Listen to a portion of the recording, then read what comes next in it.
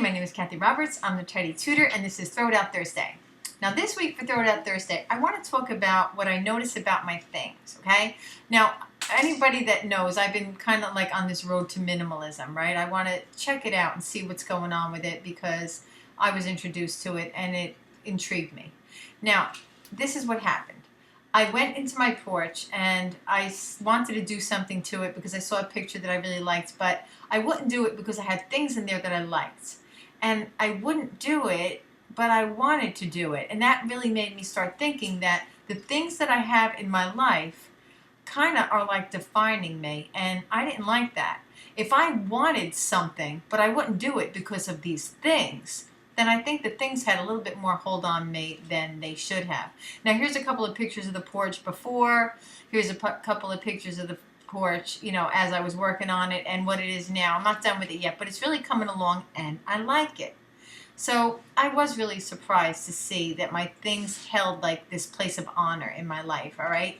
When I really thought about it, I saw how my things were kind of like paving the way to a future, like to create a future for me, because it was something that I was, and I was fine with it, but it may not be who I am now.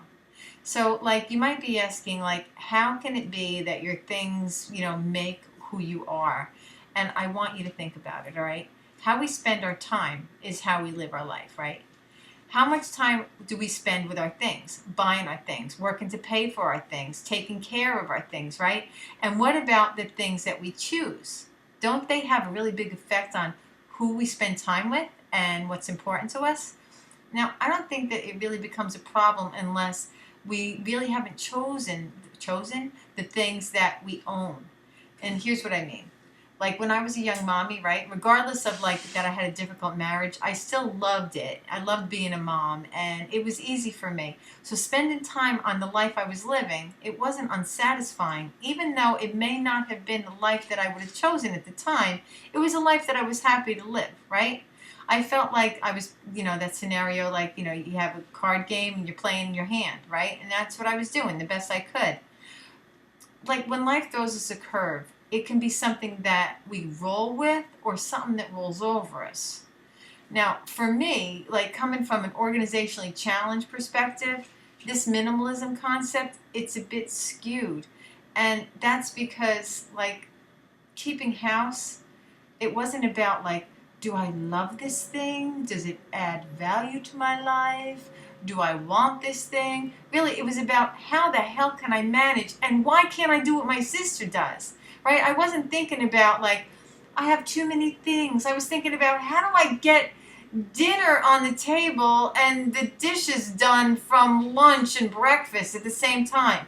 Everything was difficult. It was a whole different life than thinking minimalism, right? But there's something that I think can really help us organizationally challenged people if we think minimalism. Like it gives us a different mind shift, right? When we're trying to get out of disorder and into, you know, an organized life, right? Because if it's really hard to get rid of things on your journey of, you know, getting organized, it's going to be a really hard road to travel because our number one obstacle is too much stuff. So when you begin to think in terms of authentic living and living your purpose, realizing that your things hold a really big chunk of what kind of life we manifest, our things take on like a different aura. We see them in a different way. So our things stop being something that means something to us, and it starts looking like these are things that are kind of like making us live a particular lifestyle.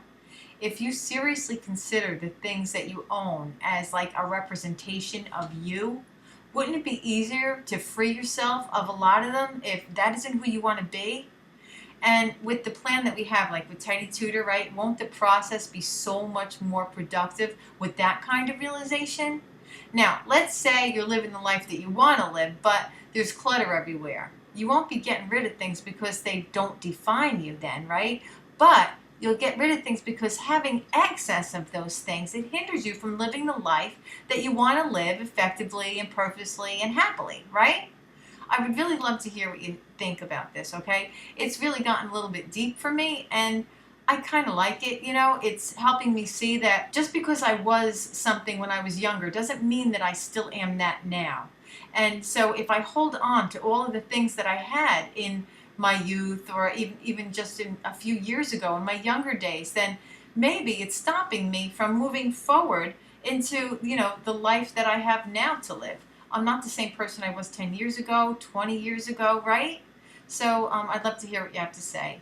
If you would go to my website, I would really love that, because then you would get hooked up with me. You could put in your name and email, and you'll get one tip a day for 10 days, and I'm telling you, they'll rock your world.